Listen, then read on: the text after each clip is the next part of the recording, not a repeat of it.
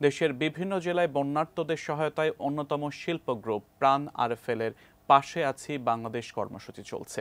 এর আওতায় দুর্গত এলাকায় মানুষের মাঝে শুকনো খাবার ও বোতলজাত পানি সরবরাহ করা হচ্ছে। প্রথম ধাপে শুক্রবার ফেনী ও কুমিল্লা জেলার ৪,০০০ পরিবারের মাঝে স্থানীয় প্রশাসন ও সেনাবাহিনীর সহায়তায় ত্রাণ প্রদান করা হয়।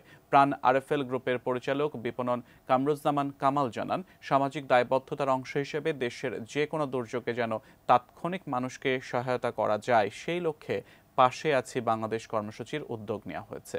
তিনি আরও জানান, বন্যা পরিস্থিতি স্বাভাবিক না হওয়া পর্যন্ত এই ত্রাণ কার্যক্রম চলবে। পরবর্তীতে বন্যা কবলিত প্রায় সব জেলায় ত্রাণ বিতরণের ব্যবস্থা করা হচ্ছে।